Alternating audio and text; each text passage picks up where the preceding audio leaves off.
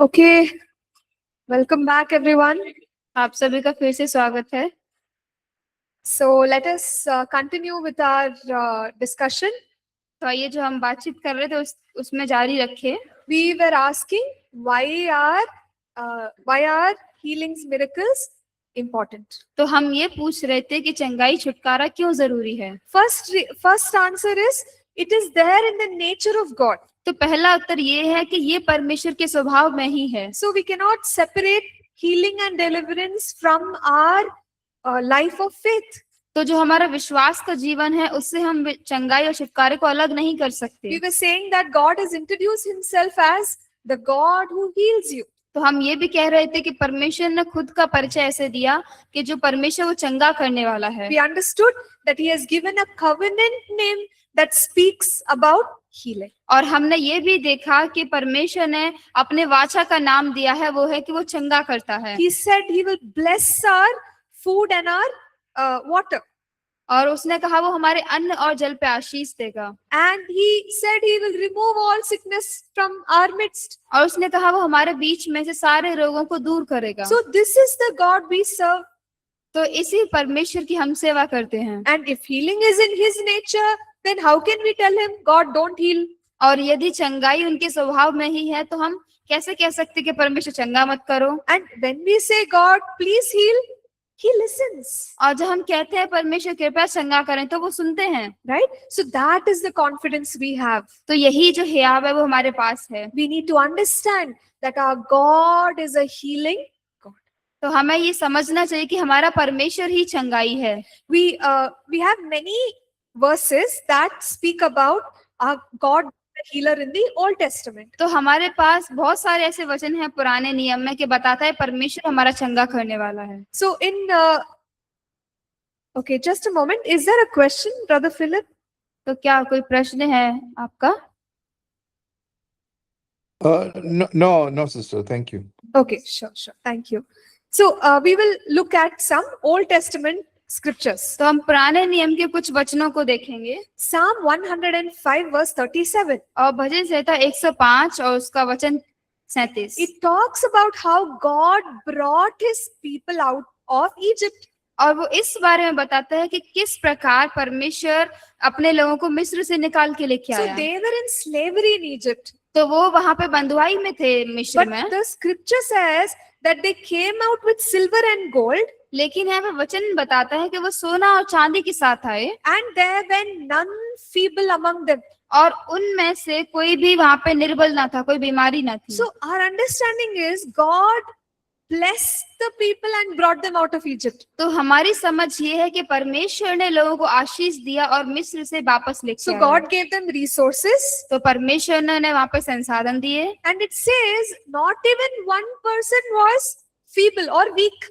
और यहाँ पे ये बताता है कि वहां पे एक कोई व्यक्ति भी निर्बल ना था। See, we know that Moses led so many thousand people. तो हम ये जानते हैं कि जो मूसा है उसने हजारों लोगों की अगुवाई की। At least one person should have been weak, no? तो कोई एक व्यक्ति तो वहां पे निर्बल हुआ होता। Maybe some elderly person. और शायद कोई जो बुजुर्ग लोग थे वो। Or maybe a little child. कोई छोटा बच्चा। But what does the scripture say? लेकिन क्या वचन कहता है? Not even one person was feeble. उनमें से कोई भी निर्बल ना था। It's supernatural. तो ये अलौकिक है। God gave health and strength to everyone in Israel when he brought them out of Egypt. तो जब परमेश्वर इजरायलियों को मिस्र से निकाल के लाया तो हर एक को वहां पे अच्छा स्वास्थ्य दिया। See, so if God can do this in the Old Testament, why can't he do it today? तो यदि परमेश्वर ये सारे कार्य पुराने नियम में कर सकता है तो वो आज क्यों नहीं कर सकता? Healing is in the nature of God. तो चंगाई है वो परमेश्वर के स्वभाव में है। We cannot separate healing from God. हम चंगाई को परमेश्वर से अलग नहीं कर सकते। Right? So look at one scripture from Nehemiah 9 verse 21. तो एक वचन हम नहमाया 9:21 से देखेंगे। It says that when people came out of the wilderness, और ये बताता है कि जब वो लोग वहां जंगल से वापस आए they lacked nothing. उन्हें कुछ कमी ना हुई। Their clothes did not wear out. और उनके जो वस्त्र थे वो फटे नहीं। Their feet did not swell. और उनके पाँव में कोई सूजन ना आई। Don't you think that is supernatural? तो क्या आप नहीं सोचते ये अलौकिक है? 1 week we wear the same clothes, it will wear out. और यदि कोई कपड़ा हम एक हफ्ते लगातार पहने तो वो खराब हो जाता If है। we stand, walk like the Israelites walked, our feet will be tired. और जिस प्रकार से इजरायली लोग चले, हम हमारे पैरों से चले तो हम थक जाएंगे। But the Bible says divinely God kept them in such a way their clothes did not wear out, their feet did not swell.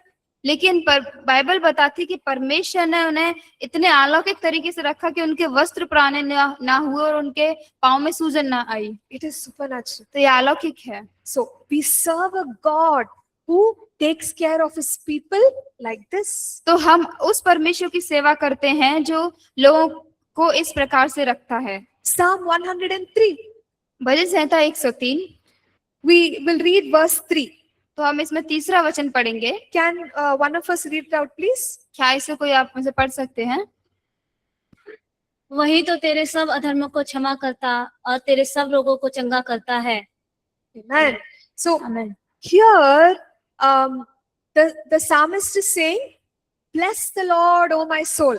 तो यहाँ पर जो भजनकार है वो कह रहा है कि हे मेरे मन यहोवा को धन्य कहे। Everything that is within me, bless His holy name. और जो कुछ मुझ में है उसके पवित्र नाम को धन्य कहे। Why? क्यों?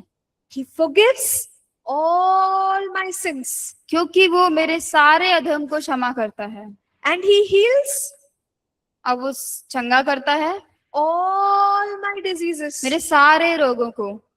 Right? So we believe that He can forgive all our sins, तो हम ये विश्वास करते हैं कि वो हमारे सारे अधर्म को क्षमा कर सकता है। but let us also believe that He can heal all our diseases. तो आइए हम ये भी विश्वास करें कि वो हमारे सारे रोगों को भी चंगा करता है। Right? So can you all say this with me? क्या आप सब इसे हमारे साथ कह सकते हैं? He heals वो- all my diseases. How many diseases? Yeah, don't forget that. तो इसे ना भूलें, He heals all my diseases. वो मेरे सारे रोगों को चंगा करता है। It includes everything. इसमें हम सब कुछ शामिल कर सकते हैं। It includes some small diseases, हो but सकता it can also include some big diseases. है कोई छोटी बीमारी हो या फिर कोई बड़ी भी हो सकती है। So this is in the nature of God. तो ये परमेश्वर के स्वभाव में ही है। Right? He forgives all my sins वो मेरे सारे अधर्म को क्षमा करता है and He heals all my diseases. और वो मेरे सारे रोगों को चंगा करता है। So I hope we have understood that God is a healer. तो आशा करते हैं कि आप ये समझे होंगे कि परमेश्वर चंगा करने वाला है। Now, this is the picture of the God of the Old Covenant. तो अब यहाँ पे जो ये रूप है ये परमेश्वर का पुराने नियम का है। But when we look at Jesus, और लेकिन जब हम यीशु को देखते हैं the Bible tells us that Jesus is the image of the invisible God. और बाइबल ऐसा बताती है कि जो यीशु है वो अदृश्य परमेश्वर का एक प्रतिरूप है। This is given in Colossians chapter 1 and verse 15. तो ये कुलुसियों और पहला अध्याय वचन 15 में दिया गया है। And Hebrews 1:3 says, और इब्रानियों 1:13 कहता है He is the express image of God. कि वो जो हमारा परमेश्वर है उसका दृश्य है। So it means that in the Old Testament, people did not see God physically. तो इसका मतलब ये है कि पुराने नियम में जो लोग थे उन्होंने परमेश्वर को शारीरिक रूप से नहीं ढूंढा, But Jesus came to the earth. लेकिन यीशु पृथ्वी पे आया। God became man and came to the earth. परमेश्वर मनुष्य बना और पृथ्वी पे आया। And what did this God do?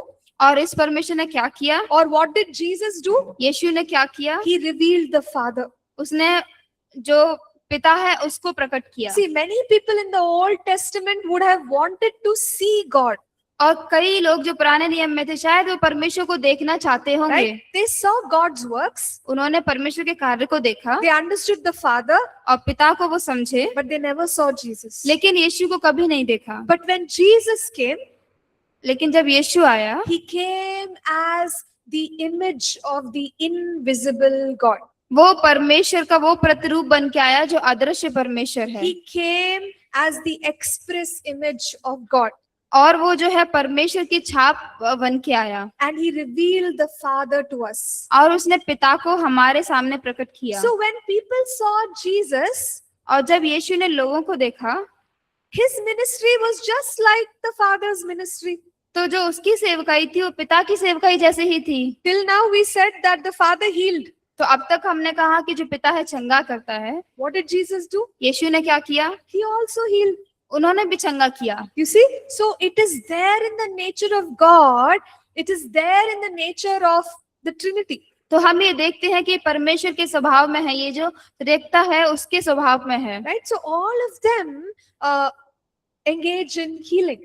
तो वो जो सब थे वो चंगाई में उसमें शामिल हैं। Right? About the Holy Spirit we will talk later. तो पवित्र आत्मा के बारे में हम बाद में बात But करेंगे। now we have understood that in the Old Testament God healed लेकिन अभी हमने ये समझा है कि पुराने नियम में परमेश्वर ने चंगा किया and Jesus also healed. और यीशु ने भी चंगा किया। Right? So let's move on and let's continue to answer the question, why healing and deliverance? तो आइए आगे बढ़े और इस बात को जारी रखें कि चंगाई और छुटकारा क्यों जरूरी है। Second reason, दूसरा कारण, miracles or these supernatural works reveal God's greatness. तो जो आश्चर्य कर्म है या फिर जो अलौकिक कार्य है वो परमेश्वर की महानता को प्रकट करते हैं। So tell me, what was the first miracle that Jesus did?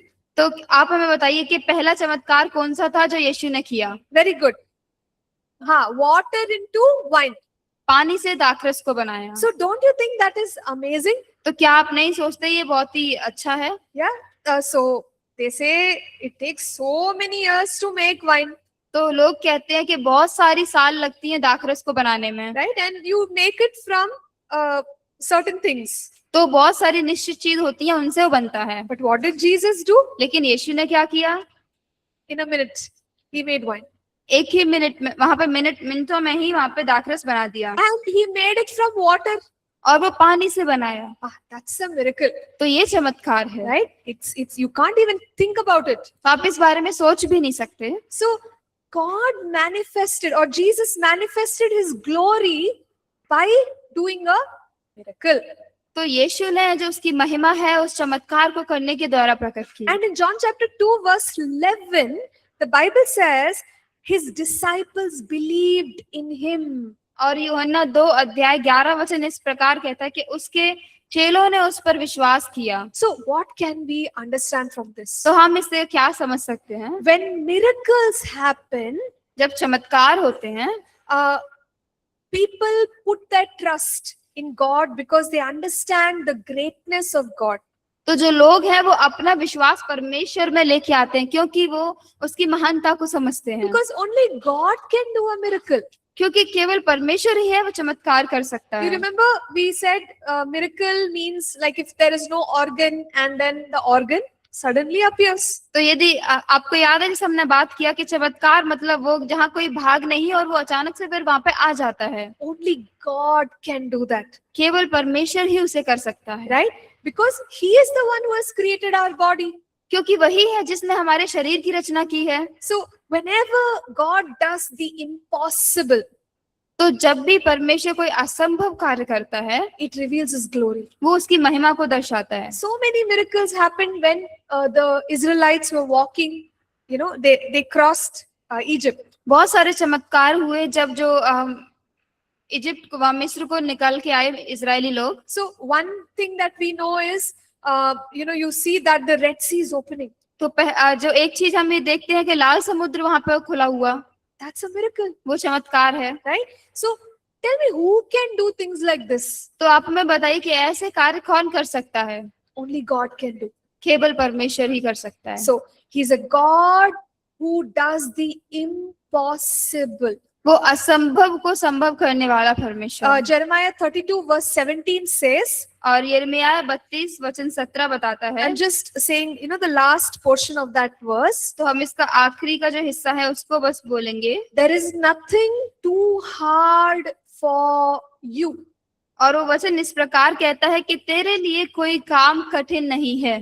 For God, nothing is too hard. परमेश्वर के लिए कोई भी काम कठिन नहीं है। He's a God who can do the impossible. वो असंभव को करने वाला परमेश्वर And है। when he does the impossible, और जब वो असंभव को करता है, his greatness is revealed, उसकी महानता प्रकट होती है। right? And people understand God's greatness. और जो लोग हैं वो उसकी महानता को समझते हैं, And that is why miracles are important. और इसीलिए जो चमत्कार है, आश्चर्य कर्म है, वो जरूरी है। Because people will know that God is great, क्योंकि तभी लोग जानेंगे कि परमेश्वर महान है। right? So we said first reason why miracles or signs wonders are important is that it reveals God's nature. पहला कारण हमने बताया कि क्यों चंगाई और छुटकारा जरूरी है, वो है कि इससे परमेश्वर का स्वभाव हम देख पाते हैं। Secondly, we are saying that it reveals God's greatness. और दूसरा हम ये कह रहे हैं कि वो परमेश्वर की महानता को प्रकट करता है। Now the third thing is that these supernatural works reveal God's compassion. और जो तीसरी चीज है कि ये जो अलौकिक कार्य है वो परमेश्वर की करुणा को प्रकट करते हैं। We see that God is a God who is long suffering. और हम ये देखते हैं कि हमारा परमेश्वर वो परमेश्वर है, वो इंतजार करने वाला है। He is slow to anger and great in mercy. वो क्रोध करने में धीरे से करता है और करुणा में महान है। We see this in Psalm 145. और हम इसे देखते हैं भजन संहिता 145 में। And Jesus revealed the same thing in his life and ministry. और यीशु ने खुद की सेवकाई में और के जीवन में भी यही चीज प्रकट की। Jesus had a very compassionate heart. और यीशु के पास बहुत ही करुणामय हृदय था। Let's read from Matthew chapter 14 and verse 14. तो आइए पढ़े मत्ती 14 अध्याय वचन 14। So anybody can read it out? क्या कोई आप में से पढ़ सकते हैं इसे? I'm on page 6 in the English notes. Hindi में पेज नंबर 6 पे। उसने निकलकर बड़ी भीड़ देखी और उन पर तरस खाया और उसने उनके बीमारों को चंगा किया। Amen. So Amen. we see that when Jesus saw the crowds, तो हम ये देखते हैं कि जब यीशु ने वहां पे भीड़ देखी, the Bible says his heart was moved with compassion. तो यहाँ पे बाइबल इस प्रकार बताती कि यीशु ने उन पे तरस खाया। So we know that people brought the sick.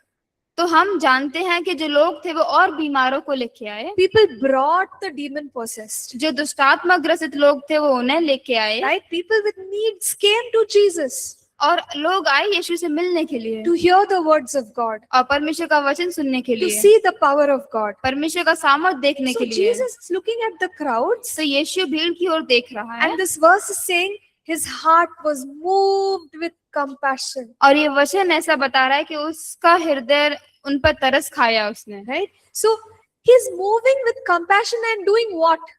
तो वो तरस खा रहा है और क्या कर रहा है फिर? And the Bible says, and healed their sick. और बाइबल बताती है कि उनकी बीमारियों को चंगा किया। Right? So what can we understand from this? तो हम इससे क्या समझ सकते हैं? When people go through sickness and disease, और जब लोग बीमारी या रोगों से होकर गुजरते हैं, God's heart pains. तो परमेश्वर का हृदय वो दर्द करता है। He doesn't say, okay, you continue, be sick for some more time. तो वो ऐसे नहीं कहते कि हाँ आप बीमार बने रहो और कुछ समय के लिए। But when that day Jesus saw the crowds, he was moved with compassion, he healed the sick. लेकिन उस दिन जब यीशु ने भीड़ को देखा, उनको तरस आया और उन्हें चंगा किया। Even today, when he sees the sick, we know his heart will be moved with compassion. He will heal the sick. और आज भी जब हम बीमारों को देखते हैं तो हमें ये पता होना चाहिए कि उसको उन पे तरस आएगा और उन्हें चंगा करेगा। Right? So God's heart is a heart of compassion towards the sick. तो जो बीमार लोग हैं उनके प्रति परमेश्वर का हृदय करुणामय है। Let's also read Matthew 15 verse 32. तो आइए वचन मत्ती 15 और 32 वो भी पढ़ें। यीशु ने अपने चेलों को बुलाकर कहा, मुझे इस भीड़ पर तरस आता है, क्योंकि वे 3 दिन से मेरे साथ हैं और उनके पास कुछ खाने को नहीं, और मैं उन्हें भूखा विदा करना नहीं चाहता, कहीं ऐसा न हो कि वो मार्ग में थक कर मूर्छित हो जाए। Okay, so this is the time when Jesus has preached to the crowds. तो ये वो समय है कि यीशु ने लोग भीड़ को वहां पे प्रचार किया हुआ था। And disciples were thinking, we will send them so that they can find food and maybe come back later to listen to Jesus. और चेले ये सोच रहे थे कि अब इन लोगों को भेज देंगे जाके वो अपने लिए भोजन का खुद प्रबंध करें और फिर बाद में वापस आए। But Jesus is saying, I have compassion on the multitude. लेकिन फिर यीशु ऐसा कहा कि मुझे भीड़ पे तरस आया है। They don't have anything to eat. उनके पास कुछ खाने को नहीं है। Just think about the way Jesus is thinking, तो सोच के देखिए उस तरीके से जैसे यीशु ने सोचा है। right? So why should Jesus be bothered about food for so many people? तो बहुत सारे लोगों के लिए यीशु को उनके भोजन की चिंता करने की क्या जरूरत है? But after preaching, Jesus is worried. Oh, they must be hungry. What will they eat? लेकिन प्रचार करने के बाद यीशु चिंतित है, कह रहा है कि वो भूखे होंगे और वो क्या खाएंगे। And Jesus is saying, I don't want to send them back hungry. और वो कहते कि मैं उन्हें भूखा विदा नहीं करना चाहता। What if they faint? क्या अगर वो रास्ते में गिर जाएं? Right? Such a compassionate heart. तो ये बहुत ही करुणामय हृदय। Disciples were scared, और जो चेले थे वो डरे हुए थे। right? So what did disciples do? One of them is saying, Jesus, you know how much money it will take to feed all these people? तो वो चेले, उनमें से एक चेला बोला कि यीशु आपको पता है कितने सारे लोगों को खिलाने के लिए कितना पैसा One लगेगा? person took out calculator, started calculating, it will take 300 denarii. और एक व्यक्ति ने कैलकुलेटर निकाल के वो जोड़ने भी लगे कि इनके लिए 300 दिनारी लगेगा। Right? Even if we have this much, we can't feed everyone. और हमारे पास यदि इतना भी है तब भी हम सबको नहीं खिला सकते। But Jesus' heart is, we have to feed everyone. लेकिन यीशु मसीह का हृदय कि हमें सबको खिलाना है। But how did he do it? लेकिन कैसे किया ये सब? Supernaturally. अलौकिक तरीके से। And we know what happens here. He prays, he breaks the bread, the food multiplies. और हम जानते हैं यहाँ पे क्या हुआ, रोटी ली, उसकी प्रार्थना की और वहां पे भोजन फिर और बहुगुणित हुआ। So earlier scripture, Jesus had compassion and healed the sick. और पुराने वचन में हम देखते हैं कि यीशु मसीह जो तरस खाया और उन्हें चंगा किया। And in this scripture we see he had compassion on the people and did a miracle. और हम यहाँ पे देखते हैं कि उन लोगों पे तरस आया और वहां पे एक चमत्कार किया। Right? So why are miracles important? Because they reveal the compassion of God. तो चमत्कार क्यों जरूरी है? वो इसीलिए जरूरी है कि वो परमेश्वर का जो करुणामय हृदय है उसे प्रकट करते हैं। So even today we are God's representatives. तो आज हम लोग भी परमेश्वर को प्रदर्शित करने वाले हैं। In Romans chapter 5 verse 5, the scripture tells us that the love of God has been poured into our hearts. और रोमियो 5 अध्याय 5 वचन इस प्रकार बताता है कि परमेश्वर का प्रेम हमारे हृदय में उंडेला गया है। And another scripture says that it is the love of God that motivates us to go and serve others with the gospel. और दूसरा वचन हमें इस प्रकार बताता है कि ये परमेश्वर का प्रेम ही है जो हमें सामर्थ प्रदान करता है सेवा करने। So the way Jesus moved with compassion and did the supernatural, today you and I are moved with love and compassion and we move in the supernatural. तो जिस प्रकार यीशु ने करुणा में होके लोगों के लिए चमत्कार किए, वैसे ही आज हम और आप भी प्रेम में होके कर सकते हैं। And let's also recognize, there is a key to see the supernatural. तो आइए इस बात को भी समझे कि अलौकिक कार्य को देखने की भी कुंजी है। That is compassion. तो वो है करुणा। When we carry compassion in our hearts, जब हमारे हृदय में हम करुणा को लेके चलते हैं, God will work by His Spirit. परमेश्वर अपने आत्मा के द्वारा कार्य करेगा। And we will see healings and deliverances. और हम वहां पे चंगाई और छुटकारे को देखेंगे। Okay. So we'll continue with the next point. तो आइए हम अगले बिंदु की ओर बढ़ें। Miracles have a powerful effect on people, especially on those who do not believe. तो जो आश्चर्य कर्म है वो लोगों के ऊपर बहुत ही सामर्थ्य प्रभाव डालता है, खासकर उन पे जो विश्वासी नहीं है। So let us see the reaction of the crowds when Jesus did the supernatural.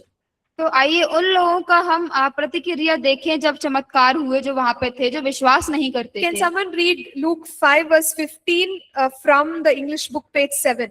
तो क्या कोई इसे पढ़ सकता है? लूका 5 वचन 15 हिंदी किताब में 8 नंबर पे।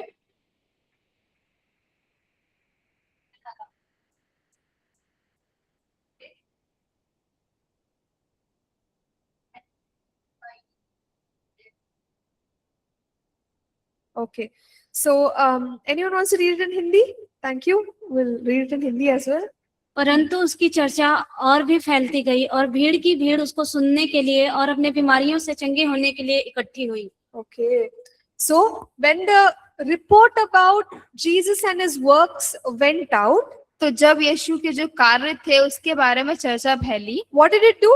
तो क्या किया वहां पे?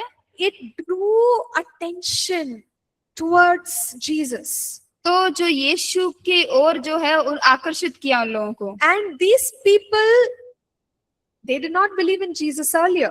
और पहले इन लोगों ने यीशु में विश्वास नहीं किया था, But when they heard about these things, लेकिन जब उन्होंने इन बारे में सुना they are drawn to Jesus. तो वो यीशु के करीब आए। Right? So healings and miracles will draw unbelievers to Christ even today. तो चंगाई और जो चमत्कार है जो अविश्वासी हैं वो आज भी यीशु के पास उन्हें लेके आता है। Right? Are there any of us, maybe we ourselves or our families came to Christ because we saw a healing or a miracle? क्या हम में से कोई ऐसे हैं या फिर हमारे परिवार में से कि हम यीशु के पास जब आए जब हमने किसी चंगाई को या चमत्कार को देखा? Yes, I'm sure there are people here. तो हम इस बात को समझते हैं कि हाँ लोग हैं यहाँ पे। Right? So that is how people can even come to faith in Christ. तो इसी प्रकार से लोग विश्वास में आ सकते हैं परमेश्वर So when में। the supernatural happens, it draws those who do not believe towards Christ. तो जब चमत्कार या अलौकिक कार्य होते हैं तो वो उन लोगों को करीब लेके आता है परमेश्वर के जो विश्वास नहीं करते। So miracles can also act as a signpost. तो जो चमत्कार है वो संकेत स्तंभों की तरह भी कार्य कर सकते हैं A signpost to point people towards God. और वो इस प्रकार का संकेत स्तंभ जो कि परमेश्वर की ओर उनको केंद्रित करता है। People will come to God, know His works and glorify God. लोग परमेश्वर के पास आएंगे, उसे जानेंगे और परमेश्वर को महिमा देंगे। So I'll quickly read one scripture from this section. Matthew 9 verse 8. एक वचन हम यहाँ पे जल्दी से पढ़ेंगे, मत्ती 9:8। Now when the multitude saw it, they marveled and glorified God who had given such power to men. तो लोग यह देखकर डर गए और परमेश्वर की महिमा करने लगे जिसने मनुष्यों को ऐसा अधिकार दिया है। So this is when they saw a paralyzed man being healed. तो ये ऐसा था कि जब एक व्यक्ति लकवे का मारा हुआ था, जब वो चंगा हुआ। And what is happening to the people? तो यहाँ पे लोगों के साथ क्या हो रहा है? They are amazed. तो वो अचंभित हैं And they are glorifying God. और वो परमेश्वर को महिमा कर रहे हैं। So when signs, wonders, miracles take place, this is what we can expect. तो जब चिन्ह चमत्कार या आश्चर्य कर्म होते हैं तो ये हम सारी उम्मीद कर सकते हैं। People will be amazed तो लोग अचंभित होंगे and they will glorify God. और वो परमेश्वर को महिमा देंगे। So healings and deliverances will glorify God. चंगाई और छुटकारा है वो परमेश्वर को महिमा देगा। Right? So is it okay for us to say, why do you need healing? Just preach the word, that's enough. तो क्या हम इस बात को कह सकते हैं कि क्यों चंगाई चाहिए, सिर्फ परमेश्वर का वचन प्रचार करो? We need both. हमें दोनों चाहिए। Right? We need teaching, preaching as well as healing and all the other supernatural works. हमें वचन शिक्षा ये भी चाहिए और बाकी के जो अलौकिक कार्य हैं वो भी चाहिए। So in this way, we must go after the supernatural works of God. तो इन तरीकों में हमें जो अलौकिक कार्य है उनके पीछे होना चाहिए। So now we said that when miracles happen, people will glorify God. तो अभी हमने ये कहा कि जब चमत्कार होते हैं तो लोग परमेश्वर की महिमा करते हैं। When we see the supernatural power of God, it can also convict people of their sin. तो जब लोग इन सारे चमत्कारों को देखते हैं तो जो उनके पाप हैं उनसे उन्हें पछतावा भी हो सकता है। So in 1 Corinthians chapter 14 और पहला कुरिन्थियों 14 अध्याय में verses 24 and 25 और वचन 24 और 25 we see the church of Corinth operating in the gifts of the Holy तो Spirit. जो कुरिन्थियों की कलीसिया है वहां पे देखते हैं कि जो वरदान पवित्र आत्मा के वरदान है वो उसमें होके कार्य कर रहे हैं। And there Paul says, if an unbeliever comes to your gathering, और वो वहां पे पौलुस इस प्रकार बताता है कि यदि कोई अविश्वासी तुम्हारी मंडली में आए, but if anyone from the gathering says a word of prophecy, और यदि आपके लोगों में से कोई भी वहां भविष्यवाणी का शब्द बोले and the secrets of the heart of the unbeliever are revealed, और जो अविश्वासी है उसके बताई गई छुपाई हुई चीजें वहां पे वो बताए, the unbeliever will fall down, repent, and worship God. तो जो अविश्वासी है वो परमेश्वर को आराधना करेगा, उसे दंडवत करेगा। So we can notice unbelievers repenting of their sins when the gifts of the Spirit are in operation. तो हम ये देखते हैं कि जो अविश्वासी हैं वो अपने पापों को क्षमा मांगते हैं जब पवित्र आत्मा के वरदान में होकर हम चलते हैं। This is also true for any manifestation of the supernatural power of God, including healing. तो ये उस बात के लिए भी लागू होती है जो अलौकिक कार्य है परमेश्वर की चंगाई को शामिल करके। When people see miracles, जब लोग चमत्कार देखते हैं it will draw them to a point of decision, वो उनको एक निर्णय के बिंदु पे लेके आएगी, where the decision is, okay, what do you say about this Jesus? तो वहां पे निर्णय ये होगा कि आप यीशु के बारे में क्या कहते हैं। You have seen the miracle, हमने चमत्कार देखा हुआ you have है, seen the healing. चंगाई देखी हुई है, Who do you say this Jesus is? तो आप क्या कहते हैं कि यीशु कौन है, Right? So it draws people to that point of decision, and if they decide to believe in Jesus, they can then be born again. तो ये लोगों को उस निर्णय के बिंदु पे लेके आती है कि यीशु कौन है। यदि वो निर्णय लेते हैं तो वो उनका नया जन्म हो सकता है। Miracles are also important for the transformation of cities. तो चमत्कार जो है वो एक शहर के परिवर्तन में भी बहुत महत्वपूर्ण भूमिका निभाता है। How do we know this? तो हम इसे कैसे जानते हैं? In Matthew chapter 11, मत्ती 11 अध्याय में, I am at the bottom of page 10 in the notes. Hindi में 11 पेज नंबर पे नीचे की ओर।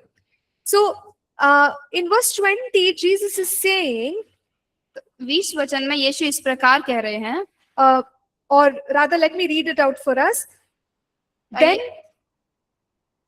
okay, I'll read it out. Then he began to rebuke the cities in which most of his mighty works had been done, because they did not repent. तो वचन इस प्रकार कहता है कि तब वह उन नगरों को उल्हाना देने लगा जिनमें उसने बहुतेरे सामर्थ के काम किए थे। In verse 21, it says, "Woe to you, Chorazin! Woe to you, Bethsaida! For if the mighty works which were done in you had been done in Tyre and Sidon, they would have repented long ago in sackcloth and ashes." और फिर इस प्रकार है, क्योंकि उन्होंने अपना मन नहीं फिराया था। वचन 21, हाय खुराजीन, हाय बैतसैदा, जो सामर्थ के कार्य तुम में किए गए, यदि वे सूर और सैदा में किए जाते तो टाट ओढ़कर और राख में बैठकर वे कब के मन फिरा लेते। Okay, now understand this with us. तो आइए इसे हमारे साथ समझें। Jesus is saying even Tyre and Sidon would have repented. तो यीशु ये कह रहे हैं कि सूर और सैदा भी वो मन फिरा लिए होते If they had seen the miracles. यदि उन्होंने चमत्कार देखे होते। So whatever we discussed till now is applicable, तो जो भी हमने अभी तक बात की वो सब वहां पे लागू होता है। right? Believers, unbelievers in the city, when they see miracles, it draws them to God. तो जो अविश्वासी होते हैं, जब वो चमत्कार देखते तो परमेश्वर के करीब उन्हें लेके आता है, Convicts them, और उन्हें पश्चाताप देता है, causes them to glorify God. और वो परमेश्वर की महिमा के लिए उन्हें बताता है। And there is usage of city names such as Tyre and Sidon, और यहाँ पे ऐसे शहरों के नाम का इस्तेमाल किया गया जो कि सूर और सैदा, and later on there is a mention of Sodom also. और बाद में वहां पे सदोम के बारे में भी बात होती है। So these were all sin cities. तो ये जो सारे शहर हैं ये पाप के शहर थे। Maybe we will be familiar with Sodom. तो हम शायद सदोम है उसे वो जानते होंगे, वो पहचानते होंगे। It was so defiled by sin that God had to destroy it. तो वो इतना पाप से भरा हुआ था कि परमेश्वर को उसे नाश करना पड़ा। But here Jesus is saying even such cities would have repented.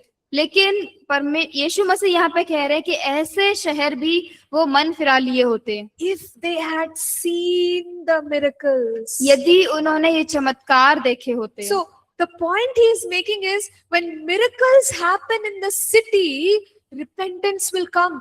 तो यहाँ पे बिंदु जो है यीशु मसीह ये बता रहे कि जब किसी शहर में चमत्कार होते हैं तो वहां पे मन फिराव आता है। Right? If these miracles were done in those sin cities of the Old Testament, repentance would have come. तो यदि जो चमत्कार आज हुए हैं उस शहर में, जब वो पुराने नियम के जो पाप वाले शहर थे उनमें हुआ होता तो वहां पे भी मन फिराव आया होता। But he's talking to the cities and saying, you people have not repented. लेकिन वो शहर से बात कर रहा है और वो कह रहा है कि तुमने अपना मन नहीं फिराया। Right? So there is judgment. तो यहाँ पे न्याय है। Right? So miracles have the ability to cause the entire city to repent.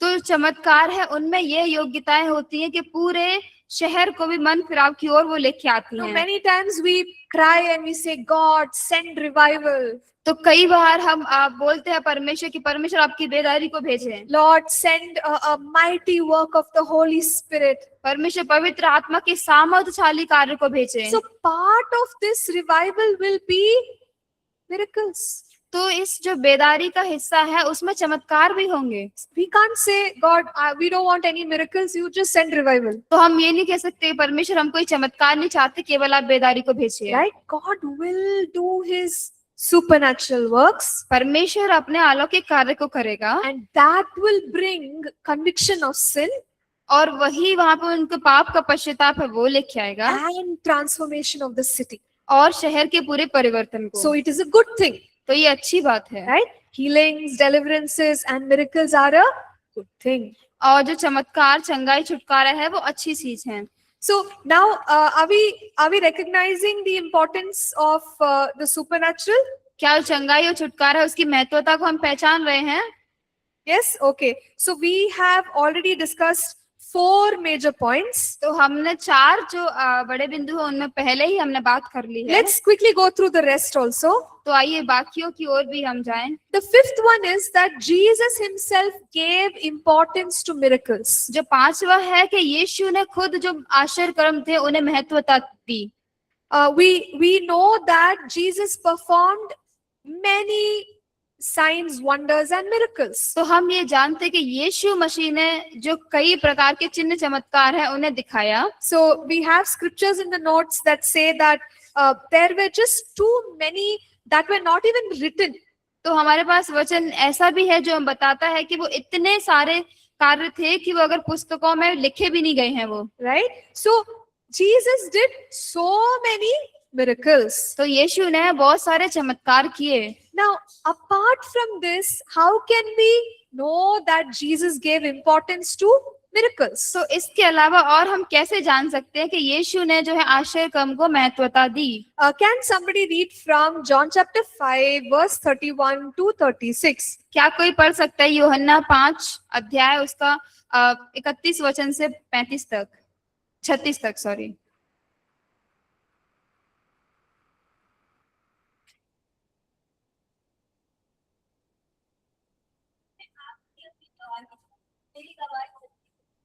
एक और है जो मेरी गवाही देता है और मैं जानता हूँ कि मेरी जो गवाही वह देता है वह सच्ची है। 31 to 36. तुमने यूहन्ना से पूछवाया और उसने सच्चाई की गवाही दी है, परंतु मैं अपने विषय में मनुष्य की गवाही नहीं चाहता। तो भी मैं ये बातें इसलिए कहता हूँ कि तुम्हें उद्धार मिले। वह तो जलता और चमकता हुआ दीपक था और तुम्हें एक देर तक उसकी ज्योति में मगन होना अच्छा लगा, परंतु मेरे पास जो गवाही है वह यूहन्ना की गवाही से बड़ी है, क्योंकि जो काम पिता ने पूरा करने को सौंपा है, अर्थात यही काम जो मैं करता हूँ, वे मेरे गवाह है कि पिता ने मुझे भेजा है। Amen. So in English, if you look at verse 36, so Jesus is saying, but I have a greater witness than John's. तो जब हम वचन 36 देखते हैं तो उसमें यीशु कह रहे हैं कि यूहन्ना से भी बड़ी गवाही है।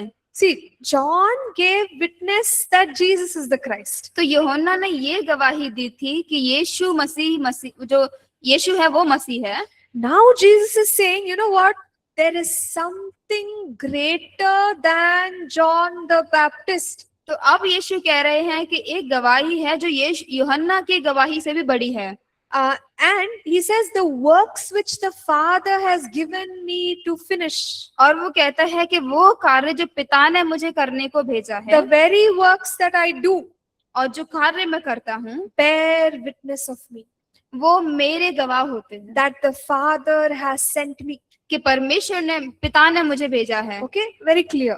तो यहाँ पे बहुत स्पष्ट है, Jesus is saying, यीशु कह रहा है there is a greater witness about me being the Messiah than John the Baptist. मेरे मसीहा होने का एक उससे बड़ी गवाही है जो यूहन्ना की गवाही से भी बड़ी है। They are the Father's works. वो पिता के कार्य हैं। The Father's works. If you study that, the Father's works are nothing but all the supernatural works that Jesus did. तो पिता के कार्य ज्यादा कुछ नहीं, वो इतना है कि जो सारे अलौकिक कार्य होते हैं। So Jesus is saying, the supernatural works that I do are a greater testimony for me than John the Baptist. तो यीशु मसीह कह रहे हैं कि जो अलौकिक कार्य मैं करता हूँ वे मेरी उस गवाही से भी बड़े हैं जो यूहन्ना ने गवाही दी। So Jesus himself is speaking about the importance of the supernatural. तो यीशु खुद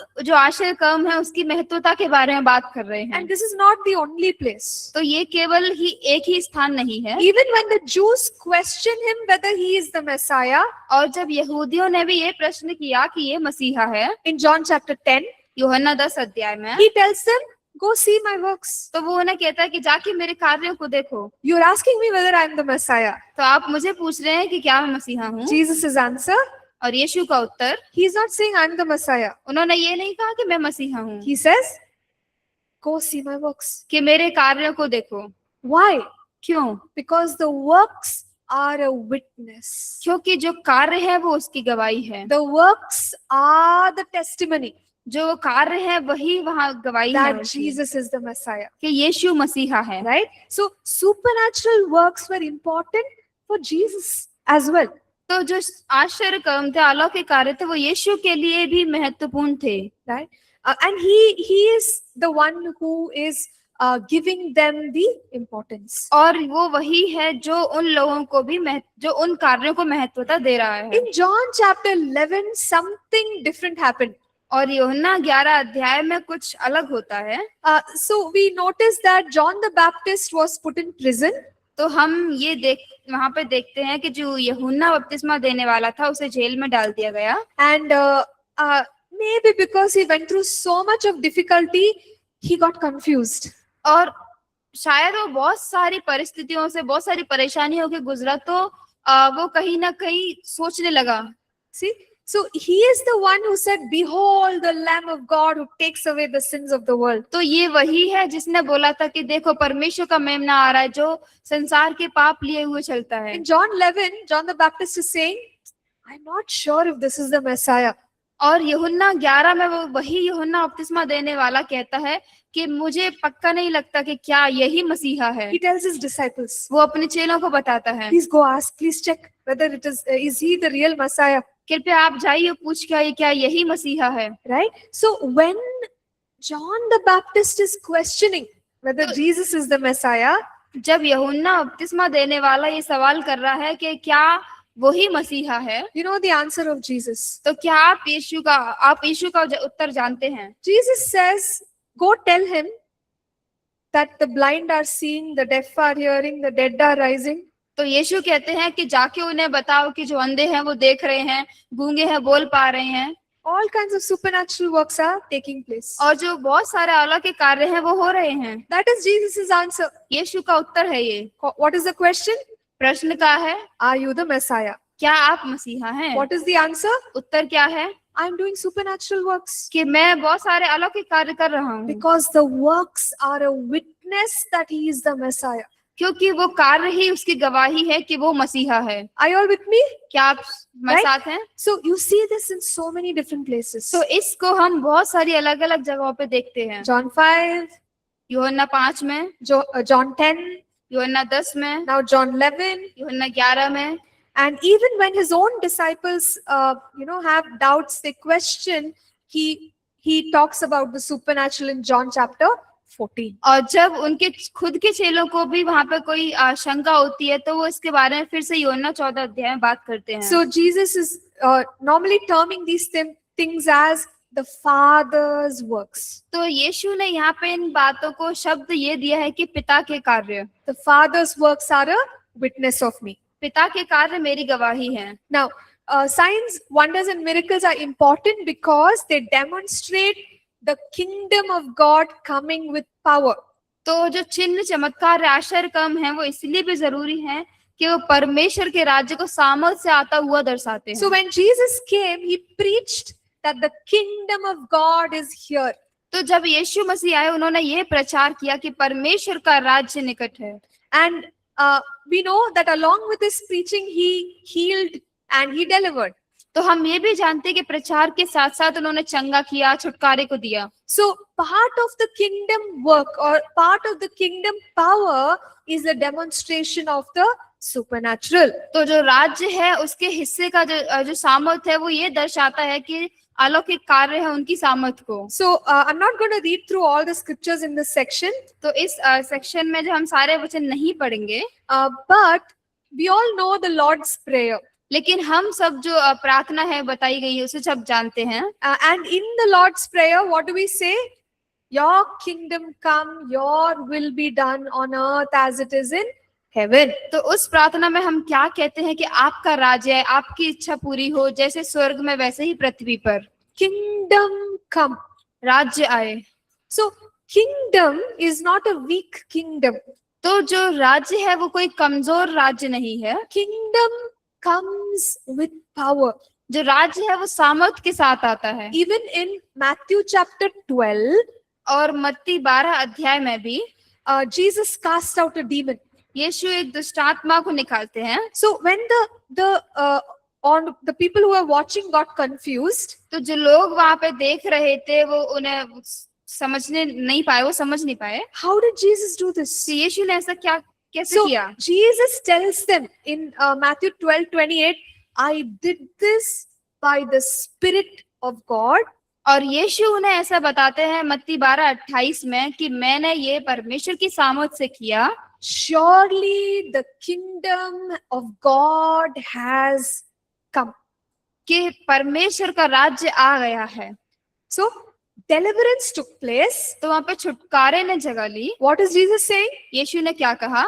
Kingdom of God has come. कि परमेश्वर का राज्य आ चुका है। So can you see that Jesus is demonstrating the supernatural and he is calling that the coming of the kingdom. क्या आप देख पा रहे हैं कि यीशु है वहां पे अलौकिक कार्य को प्रदर्शित कर रहा है और वो कह रहा है कि राज्य आ गया है। So today when we pray and we say your kingdom come, तो your जब will be done.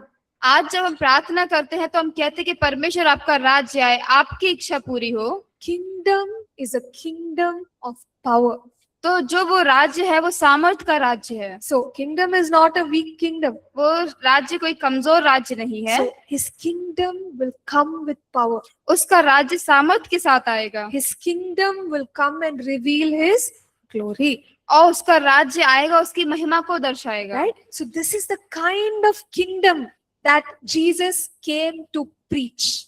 तो ये इस प्रकार का राज्य है वो जो यीशु प्रचार करने आया। The next reason why signs, wonders, and miracles are important is that the gospel is to be preached with accompanying signs. तो अगला कारण है कि क्यों चंगाई छुटकारा बहुत जरूरी है, वो है कि सुसमाचार का चिन्हों के साथ प्रचार किया जाना बहुत ही जरूरी है। So in the ministry of Jesus, we see that he proclaimed along with the manifestation of God's power. तो हम यीशु की सेवकाई में देखते हैं कि जो परमेश्वर का सामर्थ्य था उसको दर्शाते उसके साथ साथ यीशु ने की। In Acts chapter 2 and verse 22, the scripture tells us that Jesus of Nazareth was a man attested by God by miracles, wonders, and signs. तो प्रेरितों के कार्य 2:22 में इस प्रकार बताता है कि जो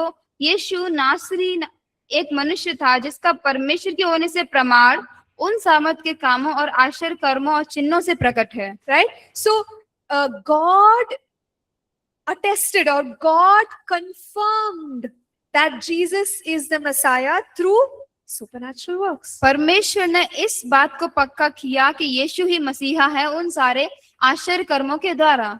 And in the same way, even us, when we proclaim the gospel, may the supernatural works of God be demonstrated through our preaching. तो उसी तरीके से जब हम ये सारे कार्य करते हैं तो हमारे द्वारा भी जब हम परमेश्वर के कार्य की घोषणा करते हैं तो ये चंगाई छुटकारा चमत्कार वहां पे जगह लें। Right. So I am sure we're getting the ideas, so I'm not gonna go through all the passages here. तो हम आशा करते हैं कि आप इसको समझ रहे हैं, तो वो सारे वचन हम नहीं पढ़ेंगे। The next point is that miracles encourage people to believe for more of the supernatural. और अगला बिंदु ये है कि जो आश्चर्य कर्म है वो लोगों को अलौकिक बातों में विश्वास करने के लिए और प्रोत्साहित करते हैं। So the great multitudes followed Jesus. और जो बड़ी भीड़ है यीशु के पीछे चली। Why? क्यों? Because they knew that he was demonstrating God's power. क्योंकि वो जानते थे वो परमेश्वर की सामर्थ को दर्शा रहे हैं। So we can notice here that when they know that the supernatural is possible, they begin to believe and come look for more of the supernatural. तो हम यहाँ पे ये बात समझ सकते हैं कि जब वो ये बात जान गए कि जो अलौकिक कार्य है वो संभव है तो वो यीशु के पीछे चल दिए, विश्वास करने लगे। Okay, so we have touched on all the points. तो हमने सारे बिंदुओं को देख लिया है। What we'll do in the next classes, we'll have some time for questions. तो अगली क्लास में हम क्या करेंगे, हम थोड़ा समय लेंगे प्रश्नों के लिए। So please come with your questions, तो कृपया आपके सवालों के साथ आएं। and then we will touch on the other sections. तो उसके बाद हम और चीजों को फिर हम देखेंगे। Thank you. See you all after the Sister, break. Dhanyavad. excuse me, sister, one thing I have to tell you. When you move from page to page, kindly announce the page number because we are for downloading and looking into it. Sorry, brother. When you move forward on the pages, give the page number, announce the page number because we are Okay, downloading I'll- and okay, Sure, we are sure, not sure. having books. Thank you, thank you. Okay, yeah, I'll do that, brother. I'll do that. Yeah, thank you.